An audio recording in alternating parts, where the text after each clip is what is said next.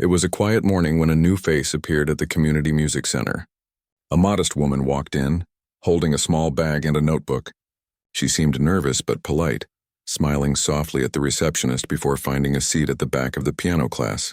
Her clothes were simple, her voice gentle, and she spoke only when needed. Nobody in the room paid much attention to her at first. She blended into the background like she wanted to. The class was full of energy that day. Young students were chatting about songs, laughing, and showing off what they had learned. The teachers, Mr. James and Miss Carroll, were moving from one piano to another, helping students adjust their posture or correct finger placement. When they noticed the new woman sitting quietly in the corner, Miss Carroll smiled and said, "You must be new. Welcome, what's your name?" The woman stood up slightly, her voice soft. "I'm Lily," she said. "I just love piano. I thought maybe I could learn again." Miss Carroll nodded kindly. "Of course. Do you have any experience?" she asked. Lily hesitated. "A little," she replied with a shy smile. "It's been a long time," Mr. James chuckled. "Don't worry, we all start somewhere. You'll fit right in." The class continued, and Lily quietly took notes, watching the teachers demonstrate scales and chords. Her fingers moved slightly in the air as if she was practicing silently. She didn't draw attention to herself, didn't try to impress anyone. When other students played, she listened with focus, her eyes calm but distant, as though each note reminded her of something from long ago. During break time, a few students gathered near the vending machine, talking about how hard the lessons were. One of them, a young man named Peter, noticed Lily sitting by herself writing something in her notebook. "Hey," he called out, "you look way too serious. First day and already studying?" She smiled politely. "I just like to remember things," she said softly. He laughed and shook his head. "You'll get used to it. This class is tough but fun. Mr. James can be strict though, so be ready." Lily nodded and thanked him. She didn't say much else. When the break ended, she returned to her seat and continued to watch the teachers carefully, her eyes following every movement of their hands on the piano. As days passed, everyone noticed she rarely played in front of others. Whenever the teachers asked students to perform a small exercise, Lily would politely say, "I'll try next time." Her hesitation made some people think she was too shy or maybe not very skilled. A few students whispered to each other, guessing that she must be a beginner. Others thought she didn't want to embarrass herself. But Lily didn't seem bothered. She was content sitting quietly, learning at her own pace. One afternoon during a group session, Miss Carroll decided to do a quick round of performances. "All right, everyone," she said cheerfully. "Let's hear what you've been practicing. Just a few bars each." The students began taking turns. Some stumbled over notes, some played confidently, and a few made everyone laugh with their mistakes. When it was Lily's turn, Miss Carroll looked at her with encouragement. "Come on, Lily, just a few notes. We'd love to hear you." Lily shook her head slightly. "I'm not ready yet," she said kindly. Mr. James frowned a little. "You've been here for weeks. You need to try sometime," he said. "It doesn't have to be perfect." "I understand," she replied softly. "Maybe next time." Her calm refusal made some students roll their eyes.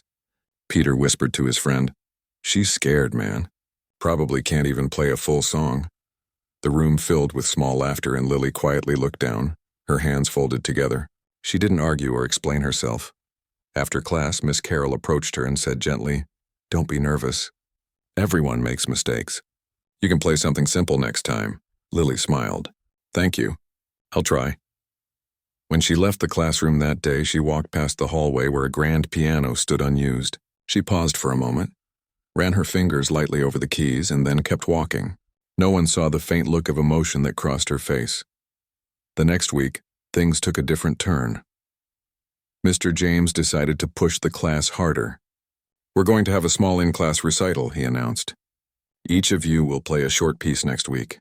It'll help you build confidence." There were mixed reactions, some excited, some nervous. When he reached Lily's name on the list, he said, "Lily, you'll perform too." She looked surprised. "Me?" she asked quietly. "Yes," he said firmly. "You've been avoiding it long enough. It's time to step out of your comfort zone." Lily hesitated, her hands tightening around her notebook. "All right," she whispered after a moment.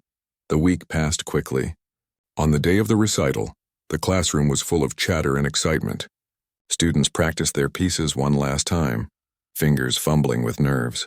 Lily sat at the back as always, calm but distant. Her name was near the end of the list. As the recital began, students took turns performing. Some received polite applause, others earned smiles from the teachers. When Lily's name was called, she stood slowly and walked to the piano. The room grew quiet. "All right, Lily," said Mr. James. "Here's your piece." He placed a sheet of music in front of her, a difficult classical composition.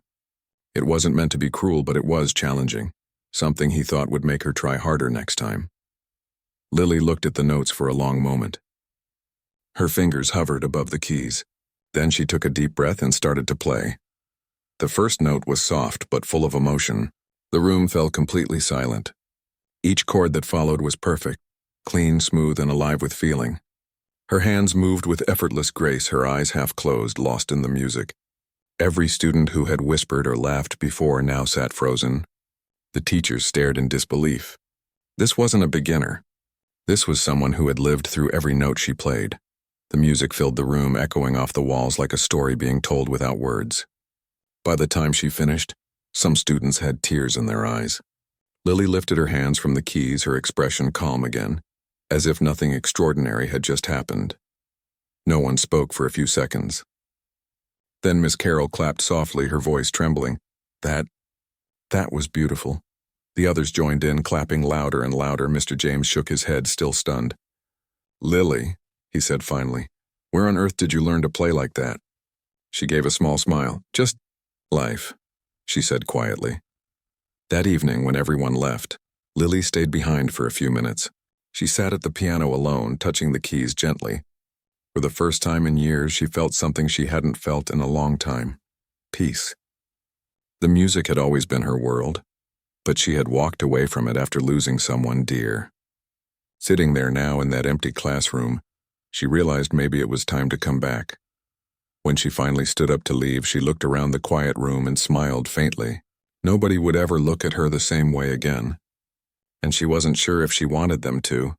But deep down, she knew the music had found her again, and that was enough. After that day, the whole classroom seemed different. The same students who once ignored Lily now greeted her warmly whenever she walked in.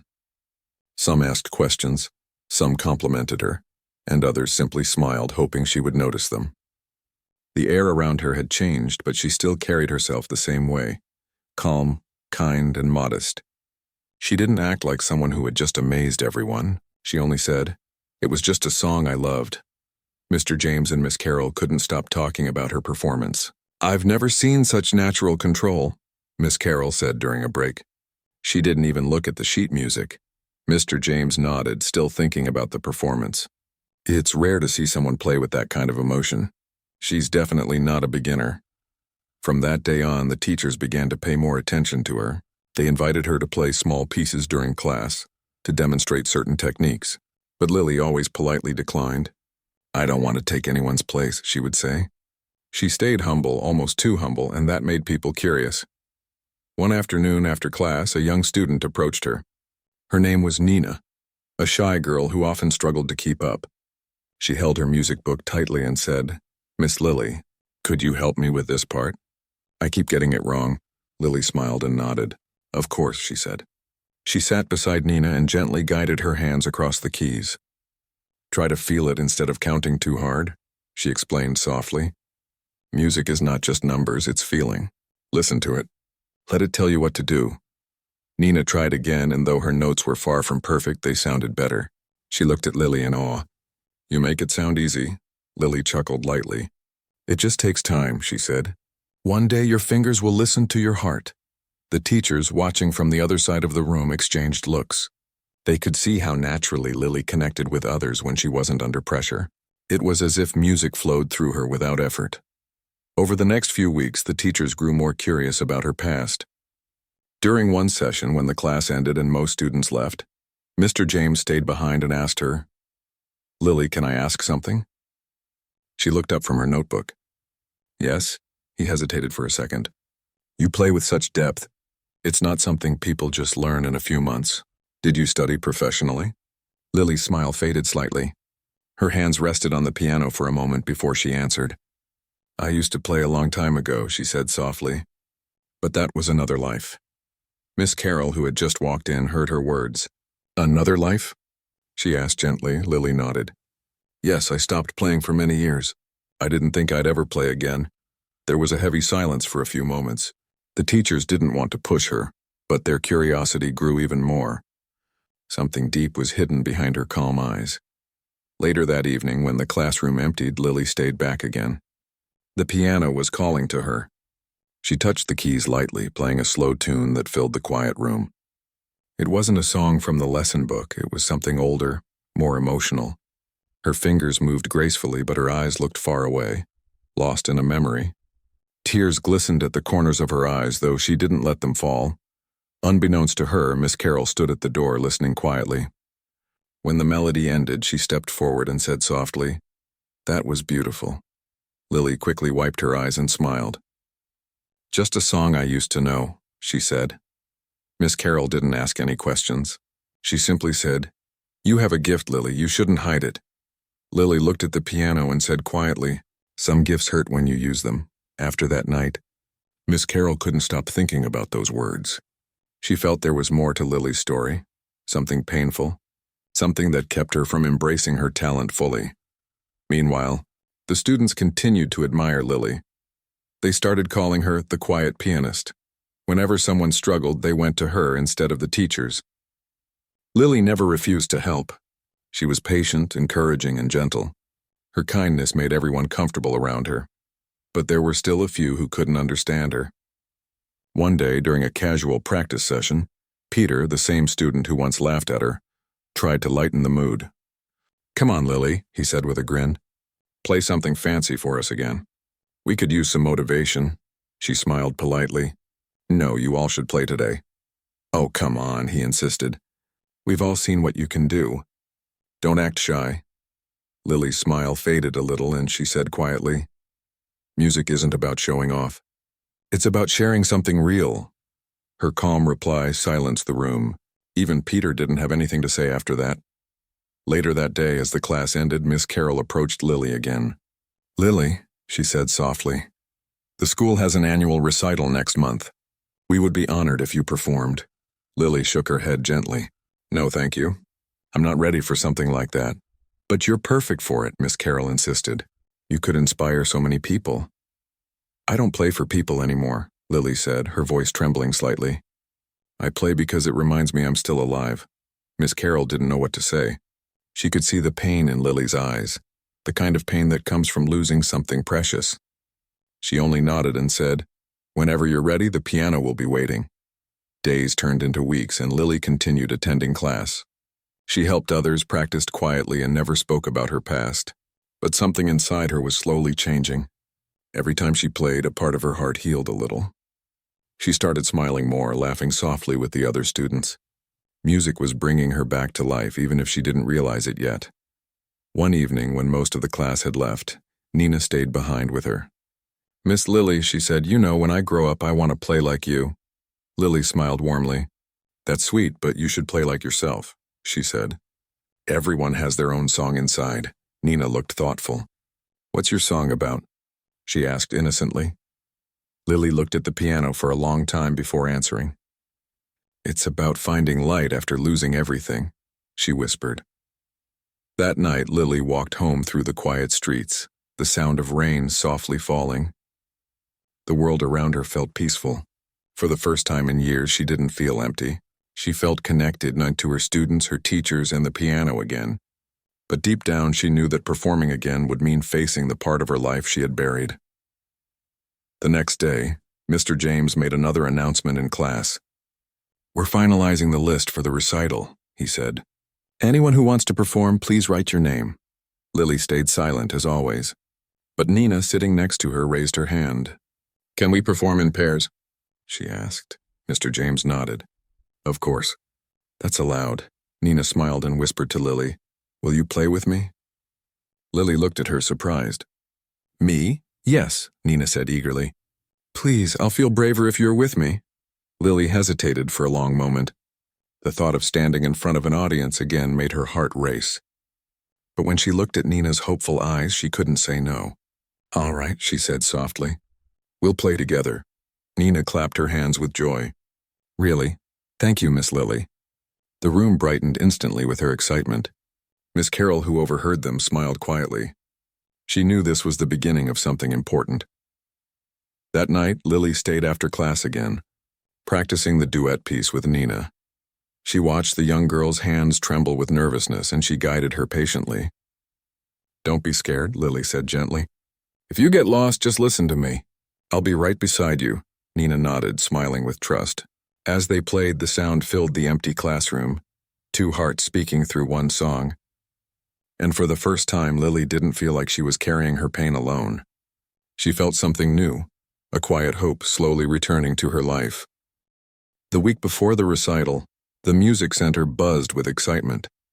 Students practiced every day, some staying late to get their pieces right. The teachers were busy organizing everything, checking sound systems, tuning pianos, and helping nervous learners. But among all that energy, Lily remained calm. She came in quietly, sat beside Nenah, and helped her practice their duet. Nenah looked up to her like a mentor. She tried her best to match Lily's rhythm, though her fingers still trembled on certain notes. I keep messing up the middle part, Nenah said one evening, her face showing worry. Lily smiled gently. You're doing fine, she said. Don't think about the mistake. Think about what the music wants to say. But what if I forget during the recital? Nenah asked nervously. Then we'll start again, Lily said softly. Music isn't about being perfect. It's about feeling it together. Those words comforted Nenah. Slowly, she began to relax more each day. The teachers noticed the change in her. Miss Carroll once whispered to Mr. James, "She's improving faster than ever. Lily's presence is doing wonders for her confidence." Mr. James nodded. It's like Lily knows how to reach people. She doesn't just teach, she heals through music. Even though everyone was excited, there was still mystery around Lily.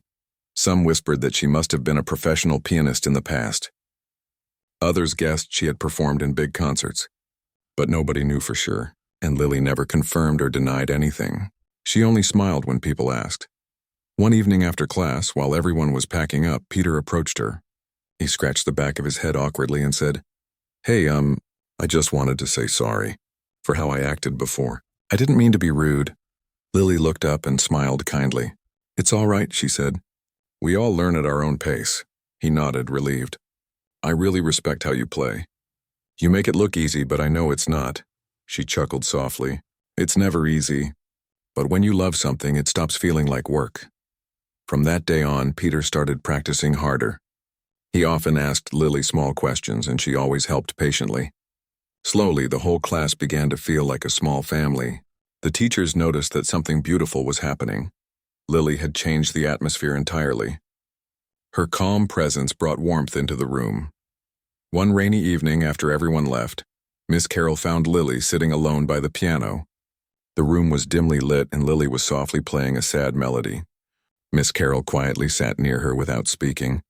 When the music stopped, she said gently, That song, it sounds like it has a story. Lily smiled faintly, her eyes distant. It does, she said softly. It's something I used to play with my husband. He was a violinist. We performed together for years. Miss Carroll's expression softened. He must have been proud of you. Lily's voice trembled a little as she continued. He was my biggest supporter. We dreamed of opening a small music school together. But one day on the way to a concert, there was an accident. I lost him that night. The room went silent except for the sound of rain tapping on the windows. Miss Carroll didn't know what to say. Lily continued quietly. After that, I couldn't touch the piano for years. Every note reminded me of him. I thought I'd never play again. But one day I walked past this center and I heard students laughing. And something inside me said, maybe it's time to try again. Miss Carroll's eyes filled with tears. Lily, I'm so sorry. Lily smiled sadly. It's all right. Playing again doesn't hurt as much now. It feels like he's still listening. Miss Carroll reached out and held her hand gently. You're stronger than you think. The next few days moved quickly. The teachers finalized the recital schedule. Posters were placed around the town inviting people to attend. Families, friends, and locals were expected to come. It would be the biggest event the music center had hosted in years. As the day drew closer, everyone grew more nervous, especially Nenah. The thought of standing on stage made her stomach twist. "What if I mess up in front of everyone?" she asked during rehearsal. Lily smiled and said softly, "Then we'll turn it into music. Mistakes can be beautiful too. But what if people laugh?" Nenah whispered. "No one who loves music will laugh," Lily said, her tone gentle but sure. "They'll listen, and they'll feel what you play. That's what matters," her calm voice reassured Nenah again. The two practiced late into the evening, until Nenah finally got through the entire piece without stopping. When they finished, Lily clapped lightly and said, "See? You did it," Nenah beamed with pride. "I couldn't have done it without you," Lily shook her head. "You just needed someone to remind you that you could." On the morning of the recital, the music hall buzzed with people. The seats filled quickly, parents, students, neighbors, and even some people who didn't attend the school but came after hearing about the talented pianist who had surprised everyone weeks ago. Backstage, students prepared nervously. Lily stood beside Nenah, who was fidgeting with her hands. Lily gently placed her hand on Nenah's shoulder and said, "Close your eyes, breathe, we're just going to share a story with them." Nenah nodded, her small hands trembling less. Miss Carroll walked up to them and whispered, "You two will be performing right after Peter's piece. Just take your time." When their turn finally came, Lily and Nenah walked on stage together. The lights were bright and the room fell quiet. Nenah's heart pounded, but Lily's calm presence beside her was like a shield. Lily nodded gently and they both sat down. The first few notes came from Nenah, soft and hesitant. Then Lily joined in, her touch steady and graceful. Slowly, the two melodies blended into one, rising and falling like waves. The audience leaned forward, completely drawn in. Halfway through, Nenah almost missed a note, but Lily's eyes met hers, and she guided her through it without saying a word. Their connection was so strong that it looked like they were speaking through music. When the final note faded into silence, the audience erupted in applause. Some even stood up, clapping with emotion. Nenah looked overwhelmed but happy. She turned to Lily with shining eyes. "We did it," she whispered. Lily smiled softly. "Yes, you were wonderful." Miss Carroll and Mr. James both had tears in their eyes as they clapped. They could see that what had happened on that stage was more than just a performance. It was healing. After the recital ended, people came to congratulate them. Parents thanked Lily for inspiring their children. Mr. James told her, "You brought something special to this school." "I can't thank you enough," Lily smiled humbly. "I just wanted to share what I love," she said. When most people had left, Nenah ran up and hugged her tightly. "Thank you for helping me be brave," she said. Lily hugged her back. "You were brave all along. You just needed to believe it." That night, as Lily walked home through the quiet streets, she felt something inside her change. The fear she had carried for years had finally begun to fade. Playing with Nenah had reminded her of why she started music in the first place: to connect, to feel, to heal. She knew she could never erase the pain of her past, but she could turn it into something beautiful. When she reached her small apartment, she sat by the window looking at the stars. The sound of applause still echoed in her heart, not because it made her proud, but because it reminded her that she was alive.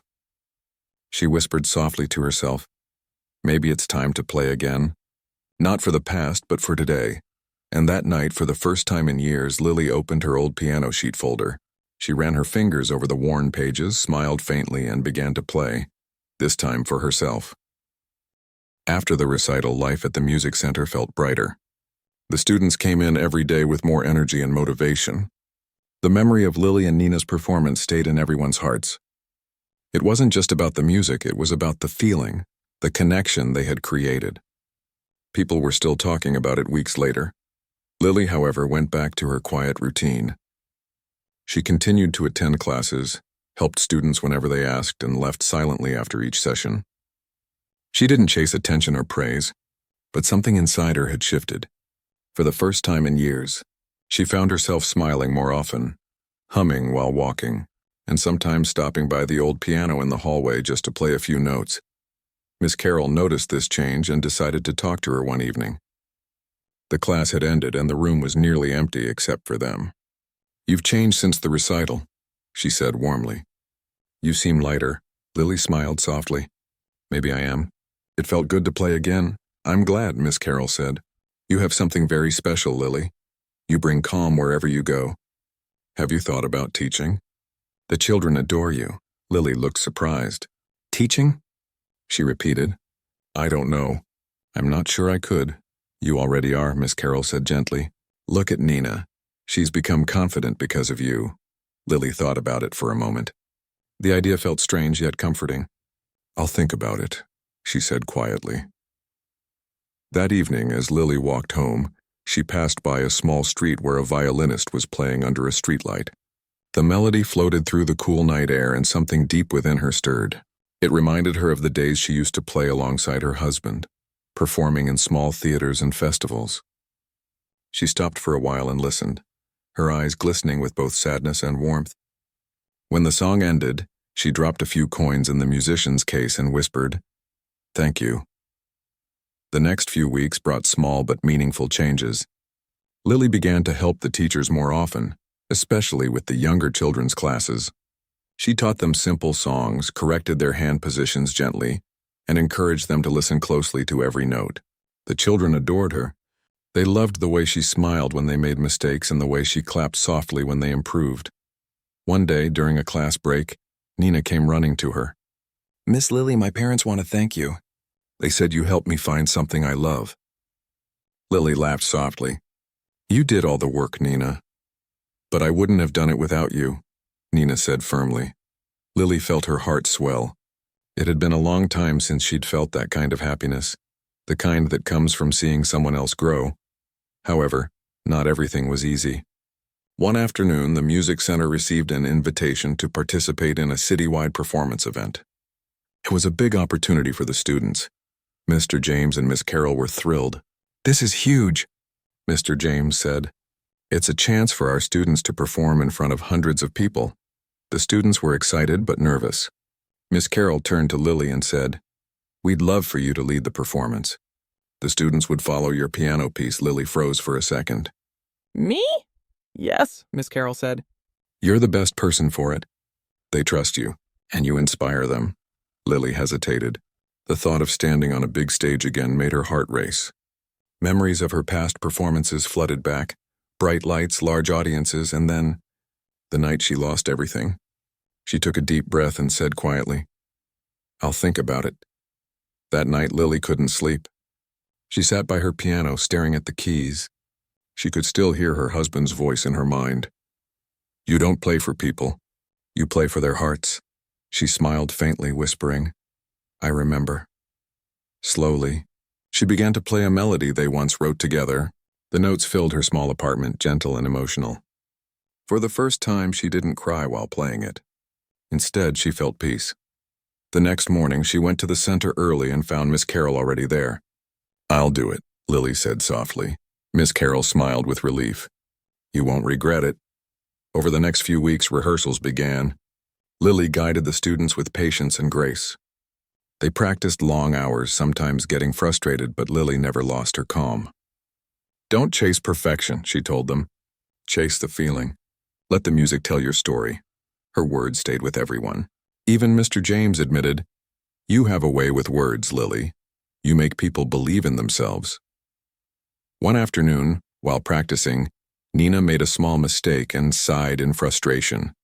I keep missing this part, she said, almost in tears. Lily knelt beside her and said softly, Do you know what's beautiful about music? Nenah shook her head. It forgives, Lily said with a smile. Every mistake gives you another chance to make it right. Just breathe and try again. Nenah smiled through her tears and tried once more. This time she played perfectly. The performance day finally arrived. The students wore white shirts and black pants, looking proud and nervous at the same time. Lily stood at the piano, her hands resting gently on the keys. The large hall was filled with people. The lights dimmed and the stage grew quiet. When the first note echoed through the hall, everyone felt the calm she carried. The students followed her lead perfectly. Their voices and instruments blended beautifully, creating a sound that touched every heart in the room. Lily played not just with her hands, but with her soul. As the music built to its final moment, she glanced at the empty seat in the front row, the one she had imagined her husband would have taken if he were still alive. Her eyes glistened, but her hands didn't falter. When the last note faded, there was a moment of silence before the entire hall erupted in applause. Nenah ran to her after the performance and hugged her tightly. You did it, Miss Lily. Lily smiled, holding her close. No, we did it. Miss Carol and Mr. James joined them on stage, clapping proudly. That was one of the most beautiful performances I've ever witnessed, Miss Carol said with tears in her eyes. After the concert, people came to thank Lily. Some asked if she would start giving private lessons. Others simply said how deeply they were moved by her music. Lily thanked them all humbly, but inside she knew the real victory was personal. It was about finding the courage to play again. Later that night, back in her apartment, Lily placed a small photo frame of her husband on the piano. She smiled at it and whispered, "We did it." Then she played the melody they had written together one more time. But this time, it didn't sound sad. It sounded like hope. As days passed, the music center received more students. Word about Lily's performance spread through the town. People admired her not only for her talent but also for her humility. She began to teach more often, helping others find their voice through music. The teachers were happy to see her finally embracing what she was meant to do. One afternoon, while helping Nenah with a new song, Lily said quietly, "Music is like life. Nenah, sometimes it slows down, sometimes it rushes, but as long as you keep playing, it's beautiful." Nenah looked at her and smiled. "You always make it sound so simple." Lily laughed softly. "Maybe because it is." That evening, when the sun began to set, Lily sat alone by the piano again. The golden light poured through the windows, touching her face gently. She played softly, her fingers gliding effortlessly over the keys. For the first time in a long time, she felt completely at peace. Her music no longer came from pain. It came from gratitude. As the final notes faded into the quiet room, she looked up and whispered, "Thank you for giving me my music back." And in that simple, quiet moment, she knew her journey wasn't about fame or perfection. It was about finding herself again, one note at a time. Weeks after the city performance, the music center had become livelier than ever. New faces appeared almost every day, and the energy around the place felt different. It wasn't just about lessons or exams anymore. Students came because they felt inspired. They wanted to feel what Lily made them feel that night. Even parents who had never cared much about music now stopped by to listen during practice hours. Lily didn't expect any of this. She still arrived early in the morning, unlocking the same creaky door and wiping dust off the piano keys before anyone else came in, but she could sense how everything had changed. Her students would wave to her with smiles that were brighter, fuller of hope. Some brought flowers from their gardens or small handmade cards that said things like, "Thank you for teaching me how to feel music." It made her heart swell. There was something special in knowing that her quiet passion had touched so many lives. One morning, as she tuned the old upright piano in the small classroom, Mr. James walked in with his usual cheerful grin. "You've become quite the star around here," he said, chuckling. Lily smiled shyly. "I don't think so." "Oh, you are," he said. "People are even asking if we can host another performance soon." She paused. "Another one?" "Yes, a spring concert. But this time we want it to be more than a showcase. We want it to be about stories, music that tells something personal. Would you consider playing again?" Lily's fingers froze on the piano keys. She looked down, thinking quietly.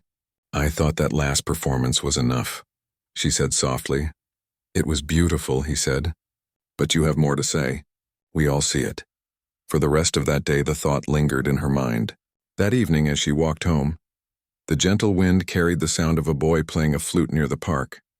It reminded her how music connects people without words. She sat on a nearby bench for a while, letting the sound drift through her thoughts. Maybe Mr. James was right. Maybe she did have something more to say, something only music could express. Over the next few days, she started composing again. Not for anyone else, not for a crowd, just for herself. The melody was slow at first, hesitant, as if finding its way. But soon it grew warmer, brighter, almost like a reflection of her journey from silence to peace. She named it Awakening. Each night after teaching, she stayed late at the music center, writing one line at a time. Miss Carol would sometimes find her there, lost in the notes. "That sounds beautiful," she'd whisper before leaving her alone to create. As weeks passed, Lily began to involve her students. She wanted them to play with her, not as followers but as storytellers of their own emotions. She told them, "Music is not about showing who's best. It's about showing who you are." One afternoon, Nenah approached her with a nervous expression. "Miss Lily, can I be part of your song?" Lily smiled gently. "Of course you can." Nenah grinned, her eyes lighting up. "I want to play the violin part." And so rehearsals began again. The room filled with laughter, a few wrong notes, and lots of encouragement. Lily was patient with everyone, guiding them not just in how to play, but how to listen, to each other, to themselves, to the feeling behind every note. There were moments of frustration, too. Some days things didn't go as planned. One of the students, a shy boy named Peter, kept missing his part and would get embarrassed. Lily would always say, "It's okay. Every note, even the wrong ones, belongs to your story." That always made him smile again. Slowly, the song came to life. It wasn't just Lily's anymore. It became a piece built from everyone's emotions, their fears, joys, and dreams. Each instrument carried a voice, and together they told something honest and heartfelt. A few days before the spring concert, the group decided to do one final full rehearsal. The center was quiet except for their music. When they finished, everyone stayed silent for a moment, almost as if they didn't want the magic to fade. Miss Carroll, who had been listening from the back, wiped a tear from her cheek. "That," she said softly, "is what music is supposed to be." The day of the spring concert came quickly. The stage was decorated with soft lights and flowers. Parents and guests filled the hall, buzzing with excitement. For many, it wasn't just about hearing music, it was about witnessing something genuine. Backstage, Lily watched her students prepare. Some were tuning instruments, others adjusting their clothes nervously. She could see their hands trembling, their eyes darting toward the curtain. She gathered them around and said softly, "I know you're scared. I am too, but remember, this isn't about being perfect. It's about sharing your heart, and that's something each of you already knows how to do." Her words calmed them. When it was time, they walked onto the stage together. The hall went silent. Lily took her place at the piano. She looked at her students, nodded once, and began to play. The first notes floated like a whisper through the air, gentle, steady, full of warmth. The students joined in one by one, their instruments weaving into the melody like threads of different colors coming together in harmony. The audience leaned forward, completely still. Some closed their eyes. It felt as if the whole hall was breathing in time with the music. As the piece reached its middle section, Nenah's violin solo began. Her bow moved gracefully and her tone was full of emotion. Lily watched her proudly, her heart swelling with gratitude. This was what she had always wanted, to help others find their own voices. Then came the final part. The piano carried the melody again, softer now, like a goodbye. Lily closed her eyes, her fingers gliding effortlessly. She didn't think about the notes or the people watching. She just played from her heart. When the last sound faded, the hall remained silent for a few seconds before bursting into applause. The students turned to her, eyes shining. Some were crying. Lily smiled through tears and bowed with them. Afterward, backstage, everyone hugged her. Parents thanked her for what she had done for their children. "You've changed them," one mother said. "They found confidence, peace, even joy. You've given them more than music." Lily didn't know what to say. She just smiled and said, "They gave it to themselves. I only showed them how to listen." Later that night, after everyone had gone, Lily returned to the empty stage. The lights were dim, and the air was quiet except for the soft hum of the piano strings. She sat down and ran her fingers across the keys. For a moment, she just sat there, remembering everything. The fear, the loss, the rediscovery.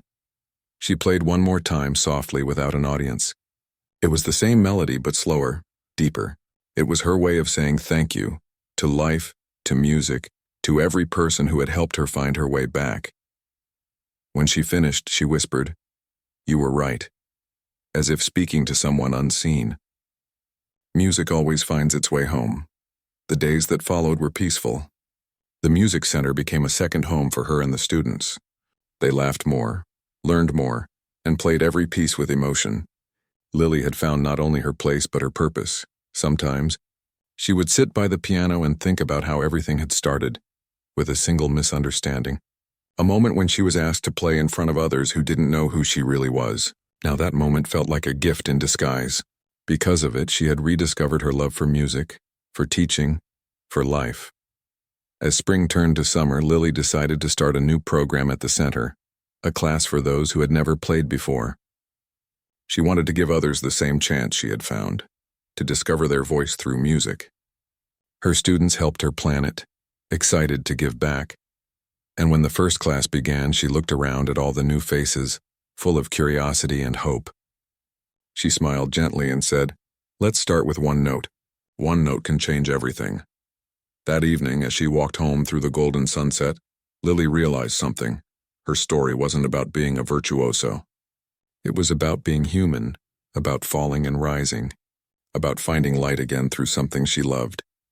She stopped for a moment, listening to the distant sounds of the city, the laughter, the footsteps, the rhythm of everyday life. It all felt like music to her now. And as she continued walking, her heart felt light.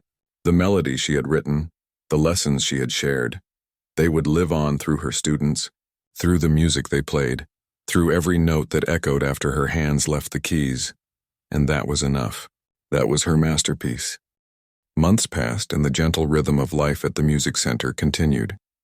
The once quiet building had turned into a place full of laughter, melodies, and stories.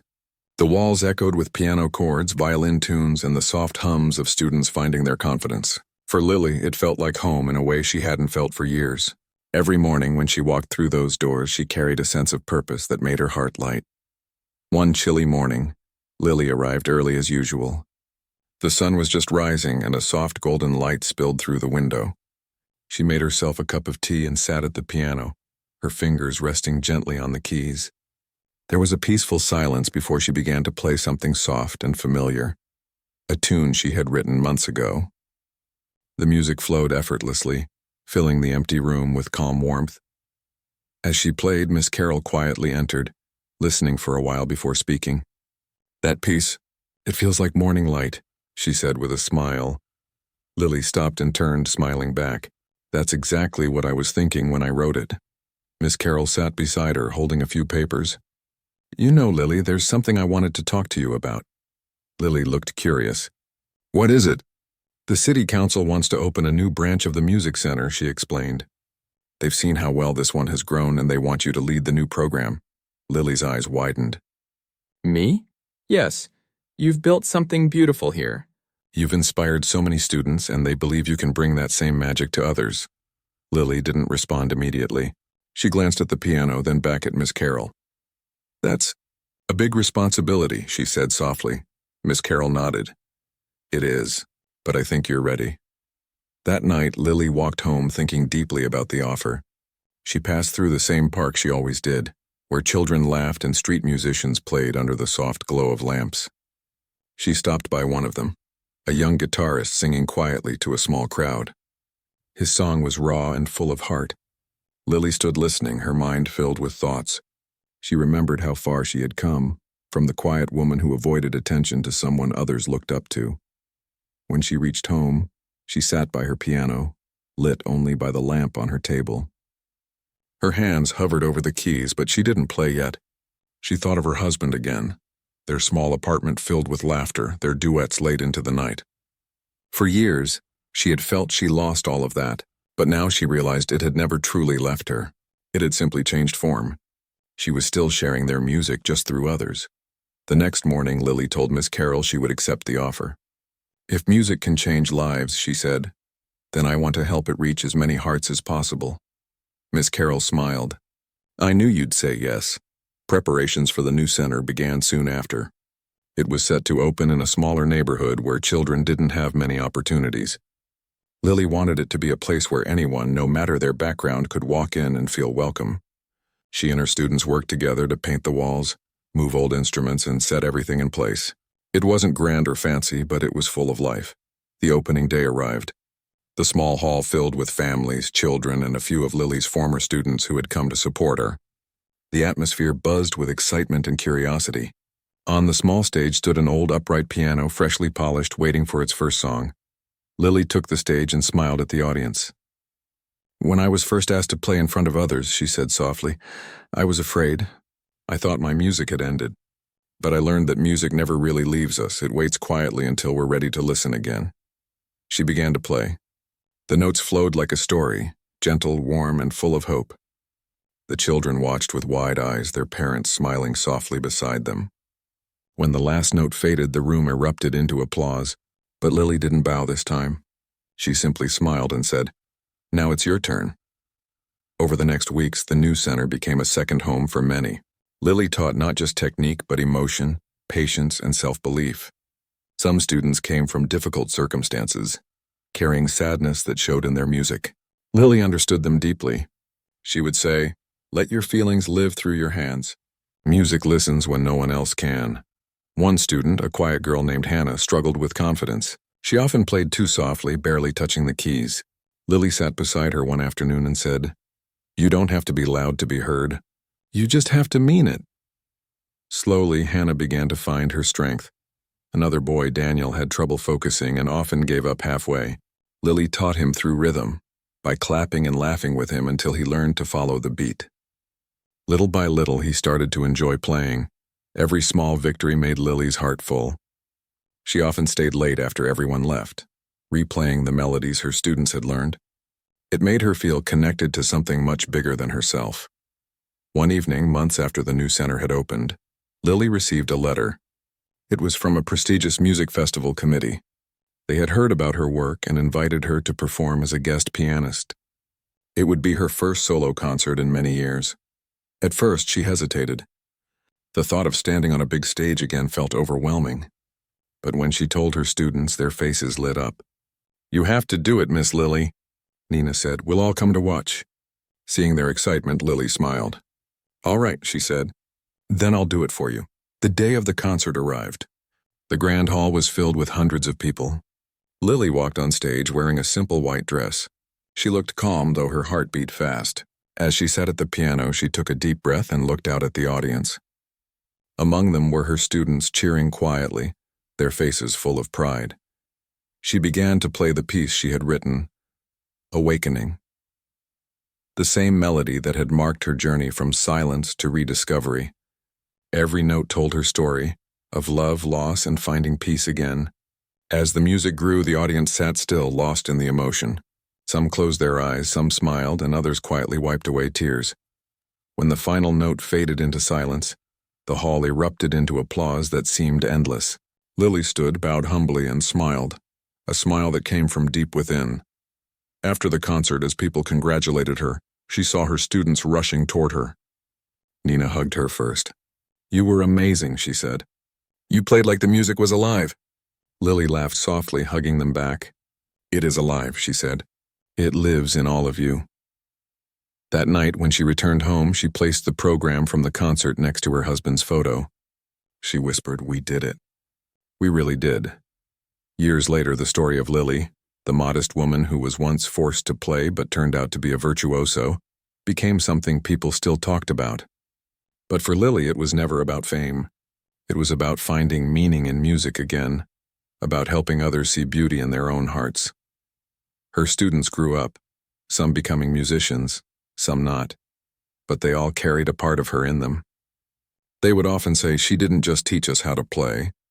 She taught us how to listen, to music and to life." One summer afternoon, Lily sat by the window of the music center, now much older, watching her new group of students practice. Their laughter and music filled the air just as it had years ago. She smiled, feeling content. She closed her eyes, listening to the melodies drifting through the room, and thought quietly, "This is how it was always meant to be."